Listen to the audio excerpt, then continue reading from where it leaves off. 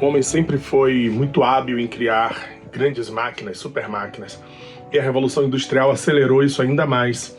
Mas nós nos descuidamos da natureza. Cuidamos de fazer coisas e esquecemos de cuidar das coisas que já tínhamos por herança mesmo como grandes gerentes desse planeta. Viram como a natureza se recuperou rápido? Bastou um tempo de pausa para que a natureza exuberante retornasse. Vamos cuidar mais do nosso planeta, cuidar mais da nossa casa. TV Enem, com vocês.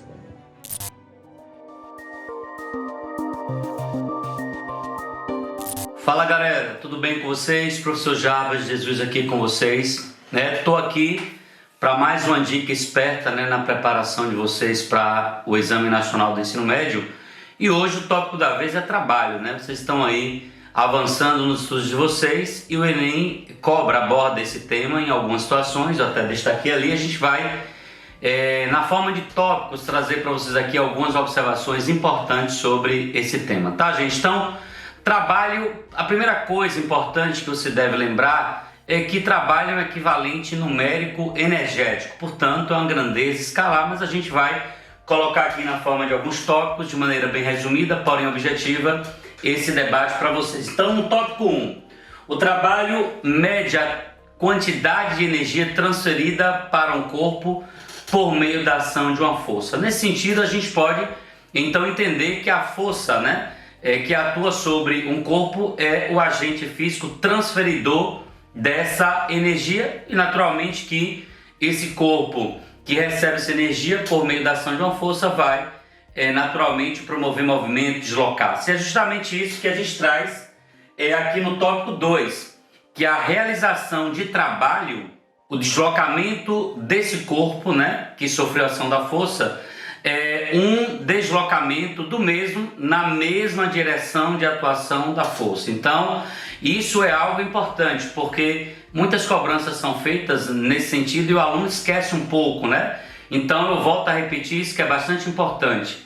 O deslocamento realizado pelo corpo ocorre na mesma direção da força quando existe realização de trabalho pela mesma. Isso é importante. 3. O trabalho é um equivalente escalar. Então, o trabalho é uma grandeza escalar. Então, digamos que se eu tenho a situação em que várias forças atuam sobre uma mesma partícula e eu desejo calcular o trabalho resultante, eu deveria, portanto, fazer uma soma escalar das transferências energéticas associadas a cada uma das forças. Então, gente, de modo geral, a gente tem essa expressão aqui para o cálculo do trabalho, para o cálculo do equivalente energético.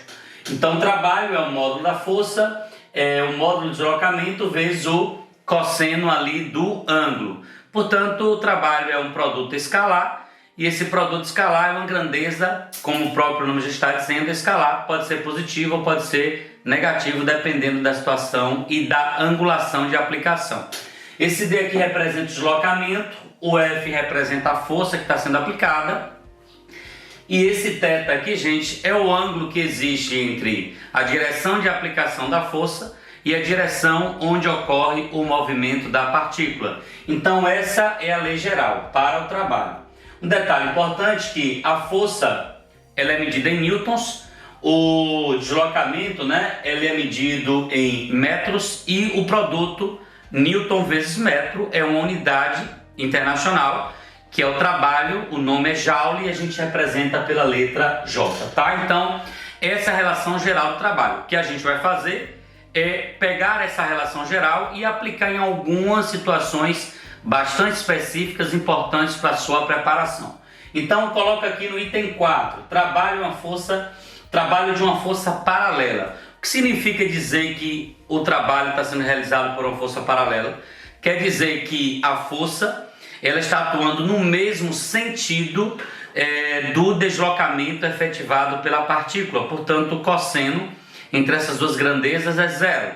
Neste caso, o trabalho é simplesmente escrito pelo módulo da força vezes o espaço percorrido. Portanto, será um trabalho positivo e a gente vai classificar esse trabalho positivo como sendo motor. Esse trabalho motor significa dizer que ele vai promover um aumento de velocidade da partícula durante a atuação dessa força. No item 5 eu trago o trabalho de uma força antiparalela. Antiparalela seria uma força que atua no sentido contrário ao deslocamento da partícula, né? Então você pode pensar, por exemplo, no atrito, né? Nesse caso também. Nessa situação, esse trabalho é escrito por menos F vezes ΔS. Neste caso, o trabalho será negativo. Esse trabalho negativo, você pode, já que nesse caso você chamou de motor, você pode nesse caso aqui chamar esse trabalho de resistivo. E um trabalho resistivo é aquele trabalho em que o resultado dele seria a diminuição da velocidade instantânea do corpo que sofreu ação da força. Então temos aí a relação geral, o trabalho motor e o trabalho resistivo. Uma outra questão também bastante abordada, que você deve estar atento, né? O Enem também gosta de fazer essa cobrança, é o trabalho associado à força-peso. E aí nesse quesito eu gostaria de chamar a atenção para vocês de uma característica importante do campo gravitacional. O campo gravitacional é um campo conservativo, né? E a força-peso, naturalmente, que é derivada desse campo, seria uma força conservativa. Bom, o que é que há de importante nisso, sendo uma força conservativa? Trabalho de forças que são conservativas não dependem da trajetória, né? Então é muito importante nesse caso, porque você vai medir apenas, analisar na verdade apenas os dois pontos importantes, o ponto de onde saiu a partícula e o ponto onde ela chegou. Então independe da trajetória. Quando o trabalho independe da trajetória, a gente diz que esse trabalho está associado à ação de uma força que a gente chama de força conservativa. Além disso, uma outra característica importante de campos conservativos, né, de forças conservativas, é que esses campos conservativos permitem o que nós chamamos de reversibilidade energética, né?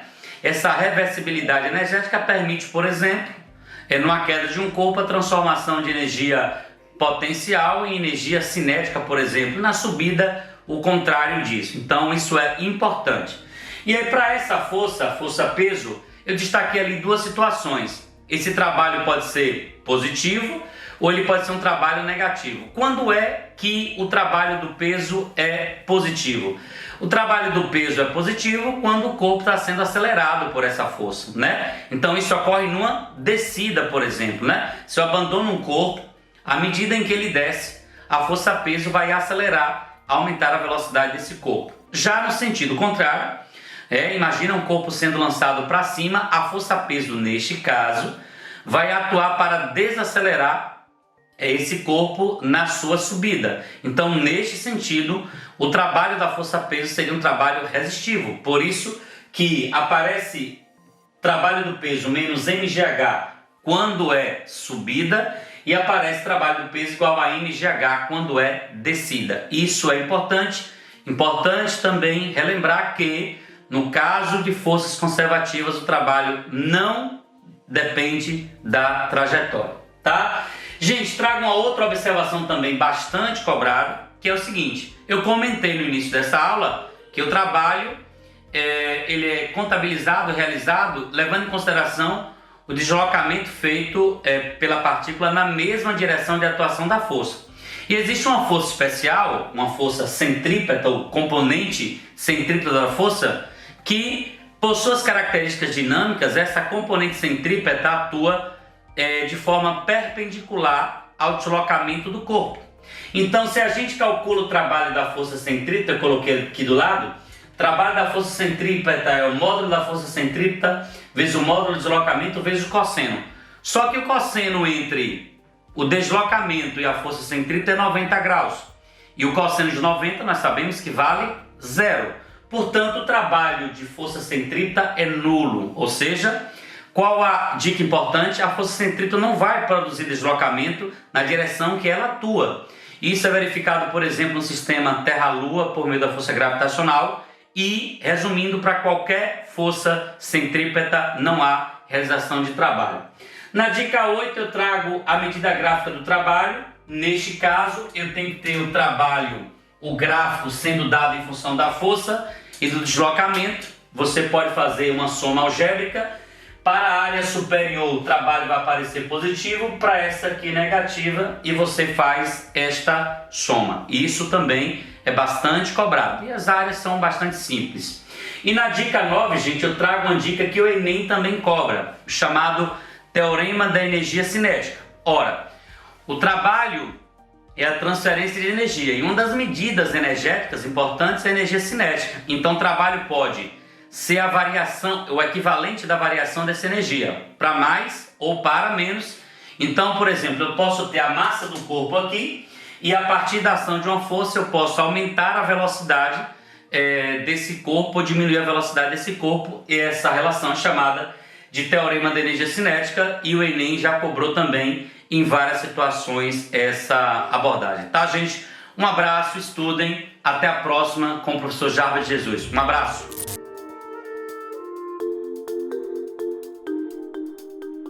Olá, amigos e amigas. Hoje nós chegamos no assunto mais importante de literatura, que é o modernismo. Pelo menos no que se refere aos vestibulares. A escola literária mais focada é o modernismo, que começou em 1922 com a Semana de Arte Moderna. Mas é preciso a gente lembrar que o Brasil estava mergulhado ainda num grande conservadorismo estético no início do século XX. Então era preciso romper com esse passado, com essa arte conservadora. Imaginem que a moda ainda era o parnasianismo, no que se refere à literatura. Uma escola literária muito conservadora, muito elitista, e os jovens estavam muito inquietos com isso. Eles tentavam de todas as formas lutar para romper com essa arte do passado, com essa arte conservadora, mas não estavam conseguindo. Em 1917, a Anita Malfatti, voltando do exterior, ela trouxe uma novidade para o Brasil, que era a pintura expressionista. Ela fez a exposição dela, em 1917, e no dia seguinte o Monteiro Lobato escreveu um artigo no jornal falando mal do expressionismo, dizendo que aquilo era uma arte muito deturpada. E o Mário de Andrade, um jovem escritor, resolveu escrever um artigo rebatendo. Então criou-se uma polêmica no Brasil. Então, a partir de 1917, começou a discussão, as pessoas começaram a tomar conhecimento das vanguardas europeias, e um grupo de jovens começou a se reunir frequentemente numa livraria em São Paulo, a partir de 1921. A partir desses encontros, eles marcaram um evento para acontecer em 1922, seria o início do modernismo brasileiro. Então tudo começou no Teatro Municipal de São Paulo, em 1922, com a Semana de Arte Moderna. Então era preciso romper com o passado. Para isso eles foram buscar no futurismo uma linguagem mais agressiva, aquele dinamismo futurista, aquela linguagem mais telegráfica, não é? Eles foram buscar o humor e a ironia do cubismo. Mas ao lado dessas influências das vanguardas europeias, eles queriam descobrir a nossa identidade. Então, a questão identitária é uma questão muito forte no modernismo. Era preciso investigar a nossa história e buscar a nossa identidade étnica, quais as raças que formaram o Brasil. E queriam descobrir a nossa identidade cultural. E como somos um país muito diverso, não é fácil encontrar uma unidade nisto tudo. Então foi uma pesquisa árdua da turma de 22, a busca da identidade nacional. Outra coisa muito importante para eles era a questão da linguagem. Porque a linguagem parnasiana é uma linguagem muito elitista, uma linguagem ainda muito ligada às normas cultas da língua.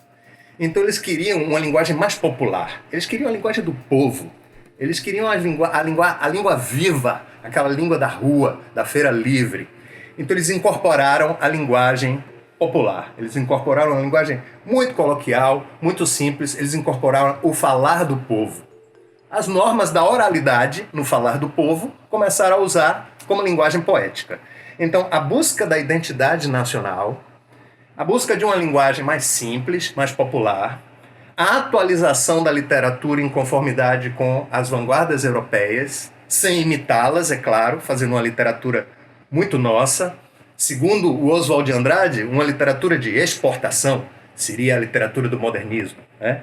Outra coisa, era preciso atualizar o Brasil em relação ao progresso. As grandes cidades como Rio de Janeiro, São Paulo, já estavam se industrializando, né, a partir da Primeira Guerra Mundial, e era preciso atualizar na arte esse progresso que estava chegando na área técnica. Então, a chegada dos imigrantes deu uma grande força para isso, porque vieram muitos italianos, e a gente sabe que a origem do futurismo é a Itália. Então, olha uma ponte aí interessante, essa chegada desses imigrantes, né? Então, era preciso olhar o Brasil na sua diversidade étnica, era preciso olhar o Brasil nos seus espaços mais pobres, onde está o povo, onde está a parte viva, pulsante do país, e não na elite, e não na área altamente aristocrática do Brasil, que é o que se estava fazendo no parnasianismo, né? Então, era preciso romper com as estruturas arcaicas e entrar de vez nessa modernização que o futurismo estava trazendo para a literatura. É isso? Bom, a partir da Semana de Arte Moderna, começaram a se formar grupos. Porque algumas ideias, algumas pessoas com afinidades, né, de ideias começaram a se agrupar e alguns grupos se formaram. O Grupo Pau-Brasil, por exemplo, foi um grupo muito importante na pesquisa da identidade nacional.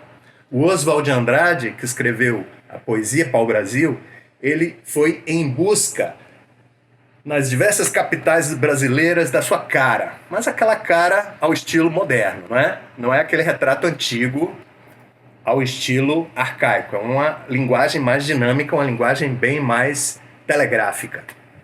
Então, a poesia Pau-Brasil, o grupo Pau-Brasil se interessou muito por essa pesquisa da identidade nacional. O grupo de antropofagia.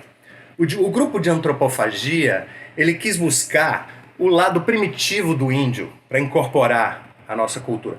Que caráter é esse que o ser humano tem aqui no Brasil? Que caráter é próprio do homem brasileiro? E que parte desse caráter nós herdamos dos índios? Um livro como Macunaíma, de Mário de Andrade, é um livro que vai em busca dessas origens. A origem étnica, a origem cultural, os traços de caráter do homem brasileiro. Então é um livro excelente para você se preparar para o vestibular, é Macunaíma, do Mário de Andrade, certo? E um outro grupo que se formou também foi o grupo da ANTA. O grupo também interessado na busca da identidade, também interessado numa visão crítica sobre o Brasil. E esses grupos começaram a dialogar. Esses grupos começaram a publicar revistas semanais ou quinzenais. E nessas revistas apareciam já textos, apareciam análises sobre a literatura moderna. E Oswald de Andrade foi o mais radical no que se refere à linguagem. Oswald de Andrade radicalizou, ele criou uma linguagem neológica, né? Se lembrem que neologismo é quando a gente inventa uma palavra nova. Linguagem neológica é você criar uma nova linguagem poética. Então, com novos símbolos metafóricos, com novos referenciais, uma poesia dinâmica, uma poesia viva. Então, a linguagem neológica do Oswald de Andrade. A pesquisa do folclore de Mário de Andrade. Mário de Andrade foi um grande pesquisador do folclore. No livro que eu citei há pouco, Macunaíma, você pode ver incorporação de lendas do folclore da Amazônia, por exemplo. Então o Mário de Andrade foi em busca do nosso folclore. O Mário de Andrade foi pesquisar a música popular brasileira para incorporar e entender melhor a nossa cultura, a cultura popular, aquela cultura que vem das classes mais pobres, porém mais vivas, mas é o sangue pulsante da nação. Então, busca da identidade nacional. Busca de uma linguagem mais popular, mais simples, que é o falar do povo. A busca das origens mais primitivas, mais selvagens do homem no índio, como o grupo de antropofagia fez, por exemplo. Então nós temos aí uma gama de interesses, todos voltados para Brasil. O tema central, modernismo de primeira fase, com certeza é Brasil. A sua cara, a sua linguagem, a sua diversidade, o seu colorido. Agora, é bom sempre lembrar que o modernismo não se manifestou só na literatura, se manifestou em várias formas de arte diferentes, na escultura, na pintura. A pintura assimilou elementos do cubismo, assimilou elementos do futurismo, mas nós tivemos a nossa própria cara na pintura brasileira também. Nós tivemos excelentes nomes como Tarsila do Amaral, Anita Malfatti. Então, meus amigos, procurem a arte moderna. Procurem dar uma olhadinha em alguns quadros, por exemplo, Abaporu. Abaporu já caiu mais de uma vez no vestibular. Procurem investigar o significado de Abaporu. Procurem Macunaíma, que é um excelente livro. E procurem a Poesia Pau-Brasil, do Oswald de Andrade.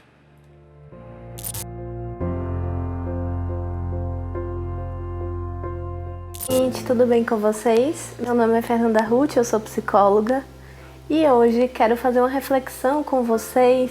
Vocês têm tempo para o agora?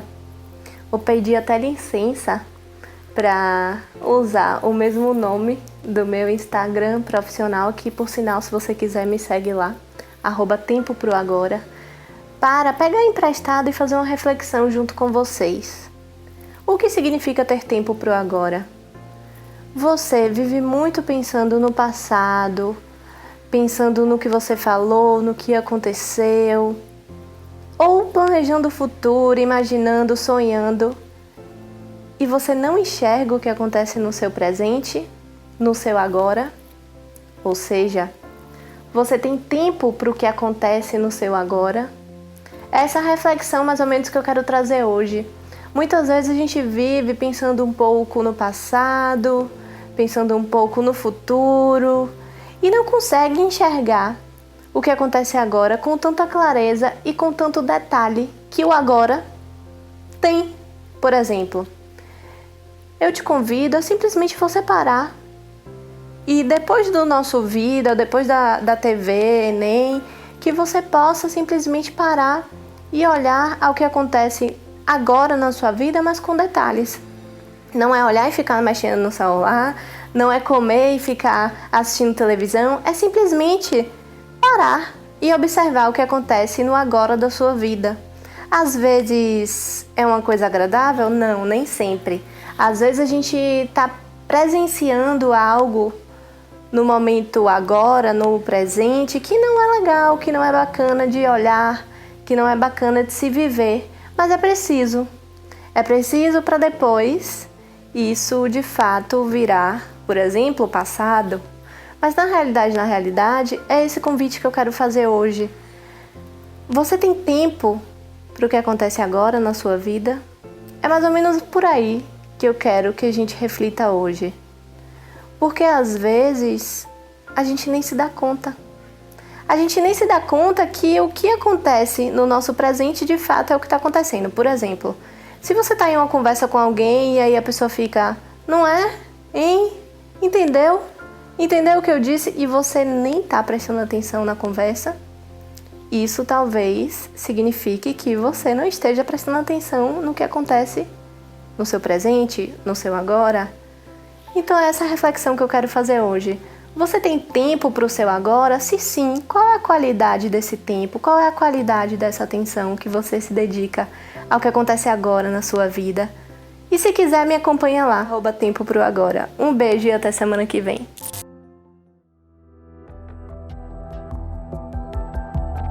Olá pessoal, tudo bem? Eu sou o professor Cadu, professor de Geografia, e eu vim falar com vocês hoje sobre cartografia, mas dessa vez vamos falar de fusos horários. Esse assunto é um assunto bem importante para a maioria dos vestibulares, para o Enem, para muitos vestibulares que pelo país inteiro têm cobrado esse tema nos últimos anos. E é um assunto que ele precisa de um certo embasamento de alguns elementos de cartografia para que a gente possa compreendê-lo melhor. Eu preciso lembrar para vocês, agora nesse momento, antes de falar de maneira mais profunda sobre fusos horários, de longitude, de latitude, apesar da latitude não influenciar nos fusos horários, mas para que a gente não confunda com a longitude, de paralelos, de meridianos, de hemisférios. Então vamos primeiro falar sobre isso, para que depois a gente chegue ao ponto principal desse nosso papo aqui, que é fuso horário. Bom, existem linhas imaginárias que cortam o globo terrestre no sentido horizontal e no sentido vertical. Essas linhas imaginárias no sentido horizontal são chamadas de paralelos. Os paralelos servem como referência para medir a latitude. O paralelo principal do planeta é o Equador. A sua latitude é 0 grau. Ele corta o planeta exatamente na relação norte-sul em seu centro, dividindo o planeta em 2 hemisférios, o hemisfério norte ou setentrional. Também pode ser chamado de boreal. E o hemisfério sul ou meridional, que também pode ser chamado de austral. Lembrem que os paralelos são, na verdade, círculos. O Equador é um círculo que contorna todo o planeta. Ele mede 0 grau de latitude. À medida que esses círculos vão avançando em direção aos polos, eles vão diminuindo de tamanho. 1 grau, 2 graus, 3 graus, até que ele chega ao limite de 90 graus. Esse é o ponto que forma o Polo Norte. Então existe um limite de 90 graus de latitude para o norte, 90 graus de latitude para o sul. A latitude influencia, por exemplo, na formação das grandes regiões climáticas do planeta. Ela não influencia em fusos horários, mas sim na variação, por exemplo, de temperatura. Quanto maior a latitude, quanto mais próximo dos polos, tanto norte quanto sul, menor a temperatura. Quanto menor a latitude, ou seja, quanto mais próximo do Equador, maior a temperatura. Lembrem vocês que os paralelos, portanto, são círculos. A gente não pode esquecer disso. Já os meridianos, eles formam arcos. Os meridianos, eles vão cortar o planeta de polo a polo, dando volta também no planeta. Esses meridianos, eles vão variar 180 graus para leste, 180 graus para oeste. Lembre que uma volta completa 360 graus no globo terrestre. Então, esses paralelos, esses meridianos, eles têm como referência o meridiano principal, que é o meridiano de Greenwich. Esse meridiano foi tomado como referência após reuniões que definiram, por exemplo, a existência dos fusos horários. A primeira reunião aconteceu em Washington, nos Estados Unidos, definindo lá no século XIX justamente a divisão desses fusos horários, e isso foi ratificado em Londres, um bairro chamado Greenwich. Até hoje tem um observatório astronômico muito famoso, onde justamente a definição e a confirmação dos dados que definiram os fusos horários foi feito. Então, essa referência estabelece que, a partir de Greenwich, no sentido leste, você tem 180 graus, e no sentido oeste, mais 180. Lembrando que Greenwich está de um lado, e do outro, a linha de Greenwich vai ser a linha internacional da mudança de datas. Atenção para dicas importantes. De um grau para outro, na variação da longitude, a distância média é de 111 quilômetros na linha do Equador. Quando os fusos horários foram planejados para que se determinasse uma precisão nas horas de diferentes regiões do mundo, como por exemplo, nesse momento eu estou no fuso horário oficial do Brasil, de Brasília, que é menos 3 horas em relação a GMT. Que horas são nesse momento, por exemplo, no Japão? Entendendo que o Japão tem 9 horas a mais em relação a Greenwich, e que Brasília tem 3 horas a menos, essa diferença é de exatamente 12 horas. Então, para isso servem os fusos horários. Essa definição cria uma formalidade para que automaticamente, sem que eu precise ligar para alguém que está nessas localidades, eu possa saber qual é o horário de cada uma das cidades que existem no planeta, de cada uma das regiões que existem na Terra. Lembrando que é só na longitude que esses horários vão variar. E como eles foram definidos? Lembrem, um dia completo, uma rotação completa do planeta que vai definir a alternância entre dias e noites, dura aproximadamente 24 horas. 23 horas, 56 minutos e 4 segundos, mas isso é arredondado para 24 horas. Se o planeta tem 360 graus, a circunferência completa do planeta, uma volta completa, 360 graus dividido por 24 horas, que é o tempo de rotação, que gera alternância entre dias e noites, dá 15. 360 dividido por 24 dá 15. Então, isso leva a entender que a cada 15 graus de longitude 15 graus de longitude, eu tenho a variação de 1 hora, ok? Então os fusos têm essa distância de longitude, a cada 15 graus um fuso. Outra dica importante, para leste as horas aumentam, para oeste as horas diminuem. Isso é uma relação justamente direta ao movimento de rotação do planeta, que é no sentido oeste-leste. Isso faz com que, como referência, a partir dos pontos cardeais, observamos que o Sol nasce no leste. Então, outra dica importante sobre fuso horário para que você fique bem ligado é justamente a questão dos fusos horários no Brasil. O Brasil tem oficialmente hoje 4 fusos horários. Primeiro, fusos horários vão começar do leste para o oeste, das ilhas, as ilhas oceânicas, que tomam como referência, por exemplo, Fernando de Noronha. Está no fuso horário -2 GMT, o que é que significa que essa região tem 2 horas a menos em relação a Londres, onde é a referência das horas no planeta. O fuso horário oficial, em que boa parte do território brasileiro está inserido, as grandes capitais, as principais pelo menos, é o fuso -3 GMT, que é o de Brasília, né? Se Brasília, por exemplo, estiver seguindo o horário de verão e numa cidade como em Salvador não estiver seguindo o horário de verão, a gente sente essa diferença de hora, inclusive sobre, por exemplo, abertura e fechamento dos portões das escolas que aplicam o Enem, né? Então isso por causa dessa diferença. Outro fuso horário importante, o -4, que pega parte da Amazônia. E o -5, que pega basicamente só um estado brasileiro, que é o Acre, e um pedacinho do estado do Amazonas. Então, atualmente temos 4 fusos horários. É importante que vocês não esqueçam -2, -3, oficial de Brasília, -4 e -5. Então, por que o Brasil tem diferença de fuso horário tão grande? Porque o Brasil é muito extenso no sentido leste-oeste, ou seja, o Brasil tem uma variação latitudinal muito grande. Só para a gente fechar esse papo, vamos lembrar do conceito, a partir do que eu acabei de falar, de latitude, né? Só para a gente não confundir com longitude, porque o foco é longitude, fuso horário. Latitude é a distância em graus, medida a partir dos paralelos, no sentido norte e sul, tomando como referência o paralelo principal, que é o Equador.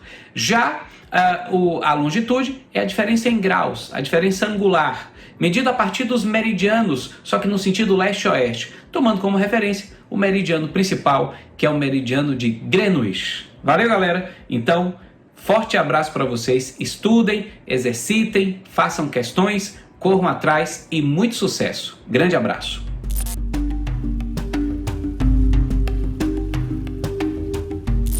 Olá, galera bonita! Saudações! Aqui quem fala é o seu professor Paulo Rossi de Biologia. Hoje nós vamos estudar um conteúdo que é muito frequente, que tem uma grande quantidade de questões a cada prova do Enem: ecologia. Vou focar nosso estudo em 3 pilares desse ramo do conhecimento biológico que estuda os ecossistemas. Eco, casa, logia, estudo. Vamos estudar os ecossistemas. Vamos trabalhar 3 pilares da transmissão de energia ao longo dos seres vivos.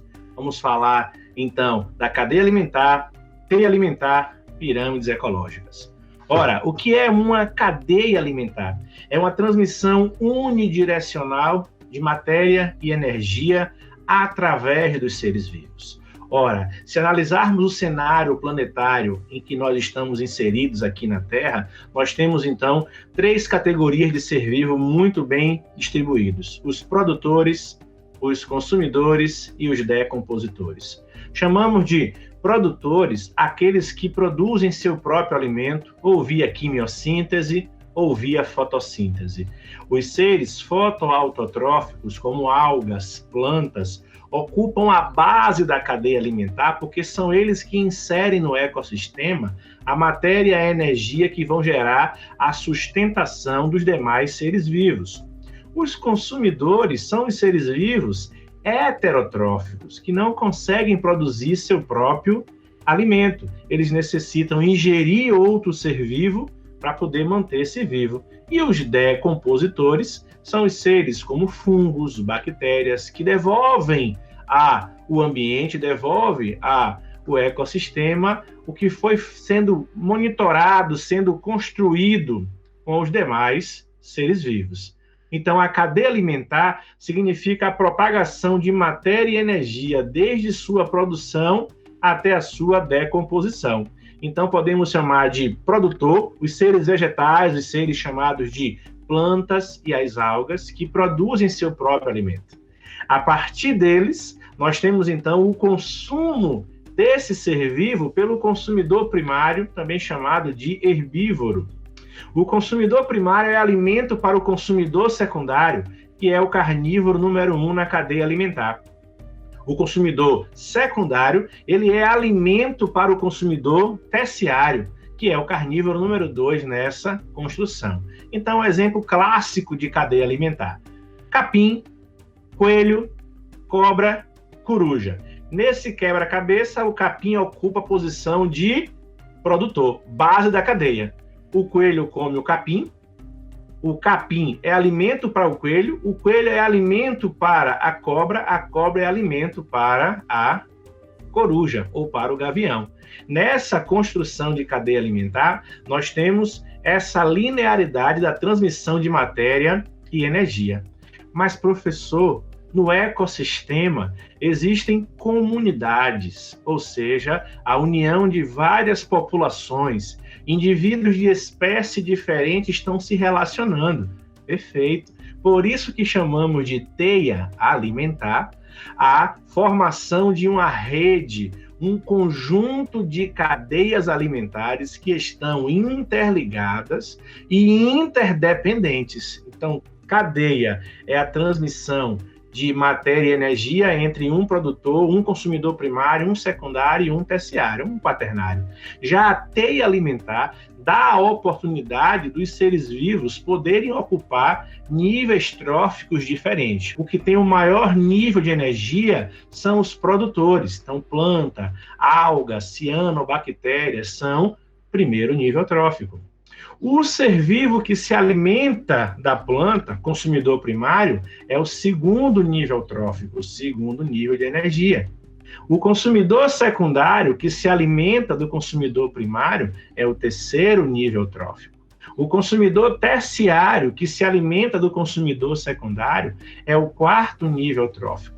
Essa energia vai sendo processada e distribuída ao longo da cadeia alimentar de forma decrescente, porque uma parte da energia que é absorvida, os seres vivos vão utilizar para viver. Por isso que o Enem gosta de cobrar para vocês uma equação mais ou menos assim: PPL igual a PPB menos o consumo. O que seria essa PPL, professor? Produtividade primária líquida. O que seria a PPB? Produtividade primária bruta. É o que a planta produz pela fotossíntese. O que a planta produz como um ser autotrófico, menos o que ela consome para viver, que é o consumo, vai ser a PPL. E é essa PPL que é transmitida ao consumidor primário. É essa PPL que vai sustentar a cadeia alimentar. Então, recapitulando, cadeia alimentar é a transmissão unidirecional de matéria e energia, enquanto que a teia alimentar é um conjunto de cadeias alimentares que estão interligadas e estão interdependentes. Você pode encontrar algum autor falando que essa teia alimentar é um exemplo de comunidade, porque você tem várias populações distintas, uma interferindo na outra, uma dependendo da outra para a sua vivência. E analisando uma cadeia alimentar, isso já caiu na prova do Enem e pode voltar a constar nessa prova agora, é que a cadeia alimentar, infelizmente, ela pode transmitir, além de matéria e energia, ela pode transmitir poluentes.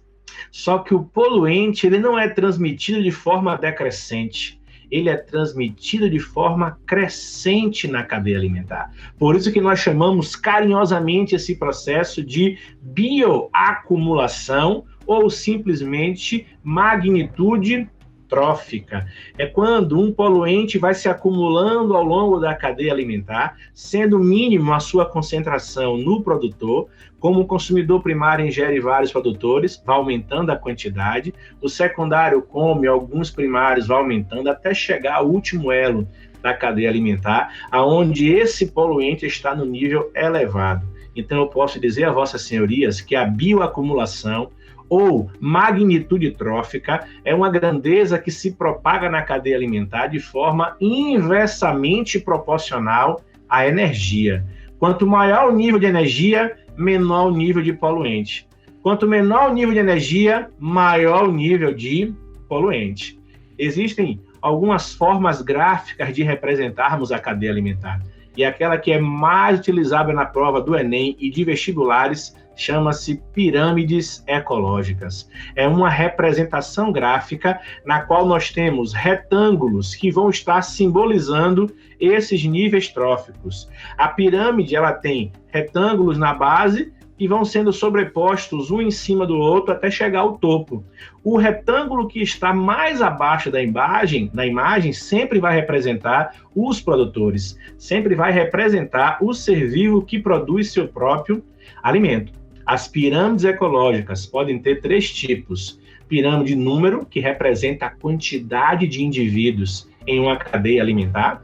A pirâmide de biomassa ou pirâmide de massa, que representa a propagação de biomassa nessa cadeia alimentar. Ou a pirâmide de energia, que é aquela que representa a propagação energética ao longo dos níveis tróficos. Quero salientar a vocês que a pirâmide ecológica ela pode ter 3 formas de representação.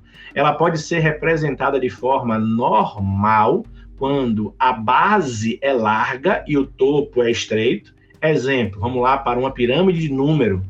Capim, coelho, cobra, coruja. Aquele exemplo que eu dei de cadeia alimentar. Existe no ambiente ecológico muito mais capim do que coelho, muito mais coelho do que cobra, muito mais cobra do que coruja. Esse formato decrescente forma uma pirâmide chamada de normal. Essa pirâmide normal pode representar a massa, a numeração de indivíduos e a energia. A pirâmide de energia só pode ser representada de forma normal, porque somente o produtor é capaz de inserir energia dentro do ecossistema. A pirâmide de número, a pirâmide de massa, elas podem ser quantificadas de forma invertida. A pirâmide de número invertida e a de massa, quando falamos da massa de acumulação de oceanos, como é o caso do fitoplâncton e do zooplâncton. E a pirâmide de número ainda pode ser representada na forma mista. Então, essas são as dicas para vocês sobre transmissão de energia. Aquele beijo, valeu!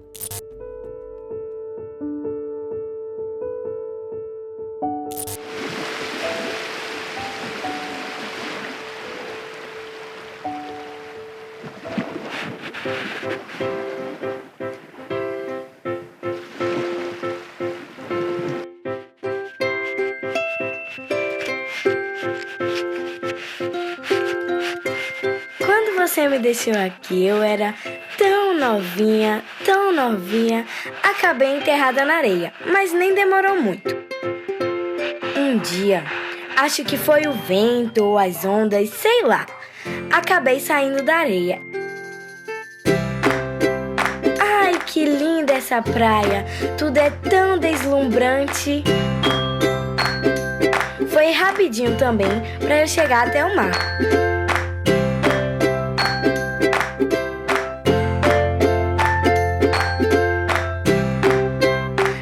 Que delícia, a água friazinha.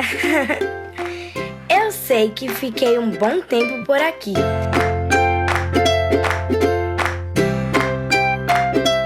E os anos foram passando.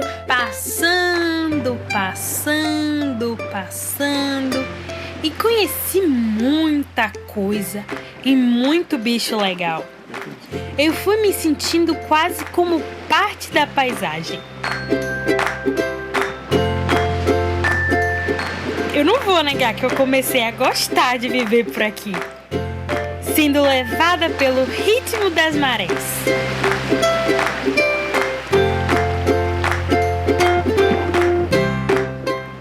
Isso parece quase um balé. O balé das águas ou seria o balé das algas?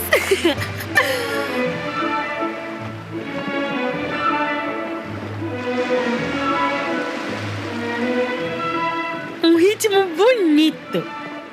Pra lá e pra cá, Pra lá e pra cá.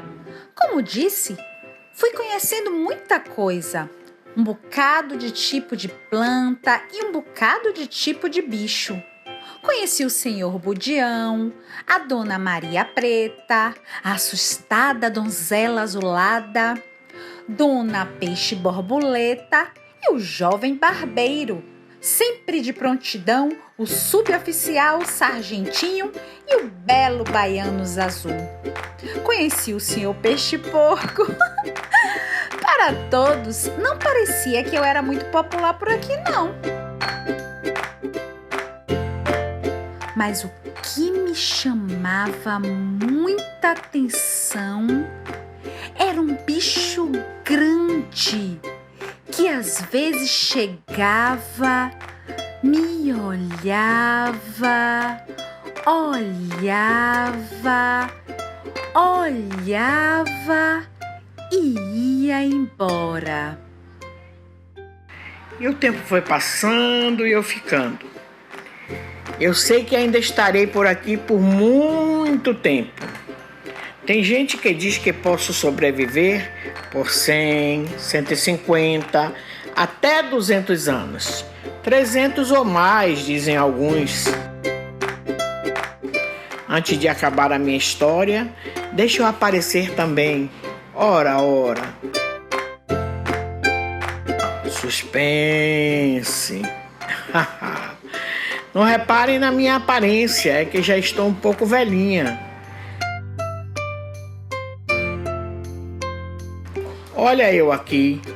E se não fosse você que me deixou na praia quando eu era bem novinha, eu não estaria aqui, fazendo parte da paisagem até hoje. Tchau, até o próximo século.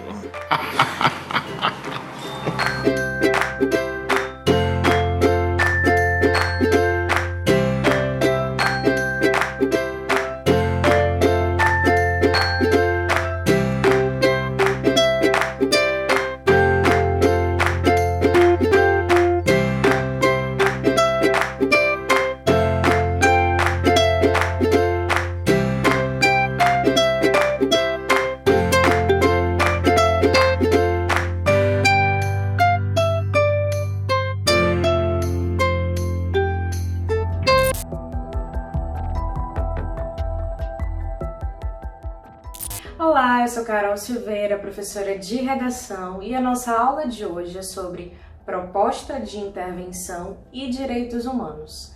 Em outras palavras, a nossa aula de hoje é sobre competência 5 do Enem. Isso mesmo, a última competência que é utilizada pelos seus corretores para avaliar o seu texto. Assim como as outras competências, a competência de número 5 vale 200 pontos. É uma competência que, na verdade, muitas pessoas acham que só serve para avaliar a proposta de intervenção, mas é preciso também lembrar que ela contempla o respeito aos direitos humanos. Então, eu quero falar sobre essas duas coisas separadamente. Primeiro, quero falar sobre proposta de intervenção. O que seria isso? Bom, primeira coisa que você precisa lembrar é que, na verdade, quando você tem um tema a ser desenvolvido, que se trata de um problema social, todos os temas que vierem no Enem serão temas relacionados a problemas sociais, questões sociais. Todos esses problemas, eles nos fazem pensar em uma possível solução.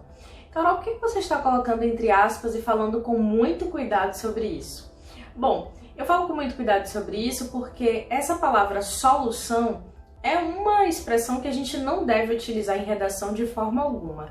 Primeiro que quando a gente fala solução para o problema, a gente está falando de uma coisa muito radical, muito generalizada e até mesmo muito ingênua, como se num texto dissertativo argumentativo de 30 linhas nós, escritores, fôssemos capazes de resolver os problemas sociais. E na verdade não é isso. O Enem exige de você uma proposta de intervenção porque, na verdade, o seu corretor não cria uma expectativa de que você vai resolver o problema. Em outras palavras, eu quero que você evite, quando for escrever a sua conclusão, expressões desse tipo: acabar com o problema, acabar de vez com o problema, terminar de uma vez por todas, combater. Cuidado com esse tipo de expressão, porque parece radical que você vai realmente sanar o problema, e não é verdade. O que é que o Enem cria de expectativa para a sua proposta de intervenção? Que você minimize o problema. Então, as expressões corretas a serem utilizadas são minimizar, reduzir, diminuir, mitigar, ou seja, expressões que visem reduzir a problemática dentro da sociedade e, de maneira muito específica, você vai precisar dizer como isso vai ser feito. Quando eu digo isso, eu já estou eliminando uma série de coisas que muito provavelmente você já usou em algum momento na sua redação, na sua conclusão, e que não são aceitas como propostas. Então, vamos lá. O que é uma proposta de intervenção? É você dizer algo que precisa ser feito para amenizar esse problema. Mas esse algo não pode vir do nada. Então, o primeiro elemento que você precisa utilizar é o agente. O agente deve ser um órgão, um ministério, um conselho, uma instituição responsável por aquilo dentro dos poderes públicos. Então, a palavra governo não deve ser usada como agente. A gente vai dizer, olha, se o tema é sobre saúde, Ministério da Saúde. Se o tema é sobre violência, Secretaria de Segurança Pública, Ministério da Justiça, enfim. Você vai situar exatamente a sua problemática, que é pertencente a um eixo temático, dentro de um ministério, de um agente específico. Então, quanto mais específico você for com o agente, melhor para você.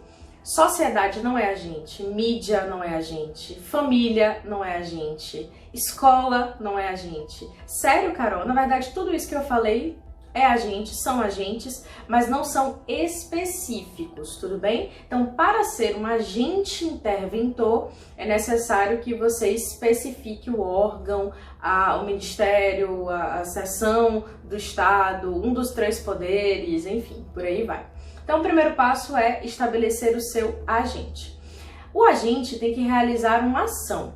Que ação é essa? Ele vai criar uma lei, ele vai aumentar a fiscalização, ele vai, enfim, prender, ele tem que fazer alguma coisa. Essa coisa a gente chama de ação. É uma coisa simples, normalmente ligada a uma expressão verbal, verbo, ação, ou seja, o que aquele agente vai fazer. Mas mais interessante do que isso, até porque normalmente vocês já colocam agente e ação, é que vocês precisam colocar, além desses 2 elementos, mais 2 elementos. Tem um útil, mas eu quero falar desses 2 juntos, que é o detalhamento e o modo. O segredo para o detalhamento é você entender que você precisa colocar qualquer informação a mais dentro da sua conclusão sobre esses elementos da proposta. Então você pode detalhar o agente, por exemplo, se você chega na conclusão e diz o Ministério da Educação, e aí diz que é responsável por todos os setores de ensino da sociedade, pronto, você já detalhou o agente. Você pode também detalhar a ação. Enfim, você pode detalhar quantos elementos quiser. Lembrando que não é errado, na competência 5, você repetir os elementos da proposta. O que você não pode, e vai acarretar perda de pontos, é deixar de colocar algum elemento, correto? Então, você precisa detalhar algum elemento. Você escolhe qual é. Então, já falamos de 3 elementos: agente, ação e detalhamento. O quarto é o modo. Modo, gente, significa meio. Meio através do qual essa ação vai ser possível.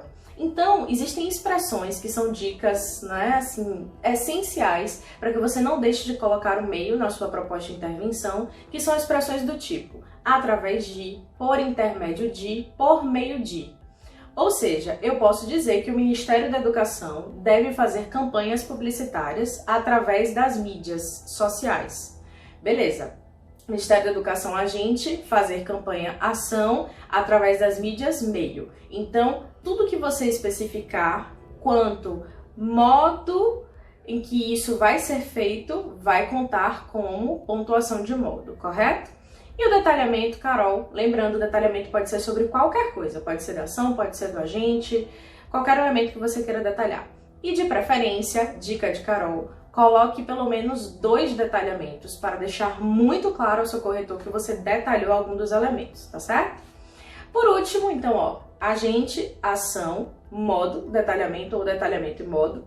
A ordem não interfere, tá certo? E, por último, o efeito. O que seria esse efeito? Efeito é o que essa ação que você propôs vai gerar na sociedade. Cuidado para não fazer um efeito vazio. Fazendo isso, vai acabar com o problema. Primeiro, que a gente não utiliza a expressão acabar. E segundo, que é para dizer de forma prática no que isso vai melhorar. Então, se eu crio uma proposta para reduzir a gravidez na adolescência, o efeito é os adolescentes não engravidarem? Simplesmente não. O efeito é evitar e reduzir a evasão escolar, que é uma das principais consequências da gravidez precoce.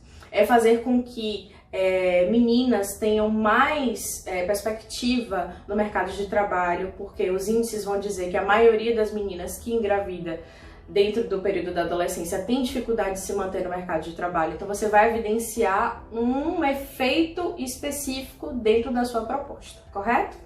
Então, recapitulando, o que é intervenção e proposta de intervenção? Não é solução para o problema, é uma proposta para amenizar o problema.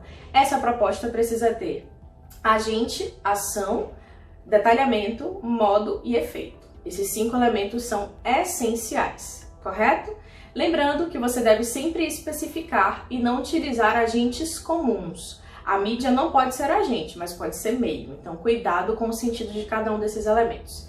E por último, que não deixamos de falar de jeito nenhum e não podemos deixar de enfatizar, é a importância de você respeitar os direitos humanos na sua redação. Vocês sabem que existe uma Declaração Universal dos Direitos Humanos e essa declaração rege, também as competências do Enem, especificamente a competência de número 5. Se você desrespeitar os direitos humanos na sua prova de redação, você perde os 200 pontos totais da competência de número 5. Ninguém quer perder esses 200 pontos, então você não deve desrespeitar os direitos humanos. Independente da redação, você não deve desrespeitar os direitos humanos de jeito nenhum. Mas em se tratando de texto, eu preciso enfatizar isso para você. E uma pequena observação, para que você entenda que às vezes esse desrespeito aos direitos humanos pode aparecer no seu texto e nas suas ideias de maneira muito sutil e você tem que ter muito cuidado.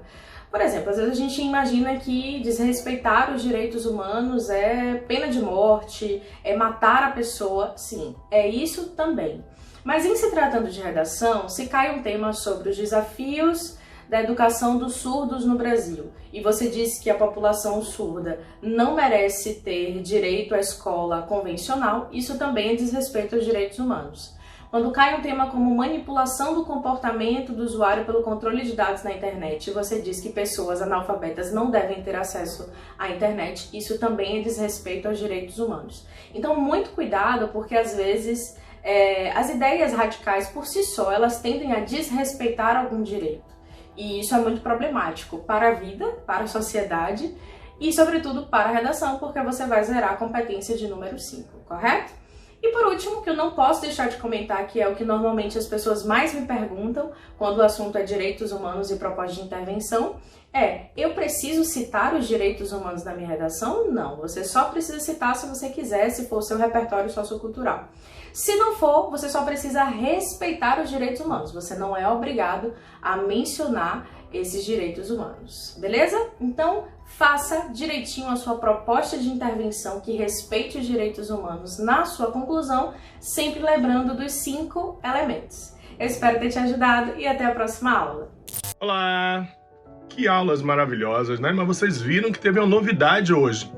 A gente colocou um curta-metragem. Eu queria aproveitar para dizer 2 coisas. Primeiro, todos os realizadores de audiovisual do Brasil, da Bahia, do Nordeste, do Sudeste, do Sul, que quiserem também ceder os direitos para que a gente possa exibir seus curta-metragens com um significado educativo, formativo, podem mandar pra gente. É só procurar o Escritório do Pensamento lá nas redes sociais e mandar pra gente. A outra coisa que é muito interessante é que quando o nosso montador viu pela primeira vez o curta-metragem Minha Praia, ele fez uma observação bem coerente.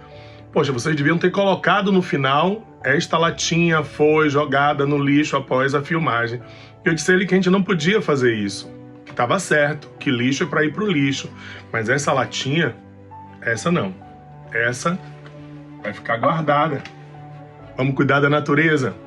tvenem.com.br, procure nossa plataforma, divulgue aos seus amigos para assistirem a gente nas TVs abertas, na TV a cabo e, claro, nas plataformas de vídeo, canal Escritório do Pensamento. Paz, luz para vocês, vamos cuidar do planeta, vamos em frente.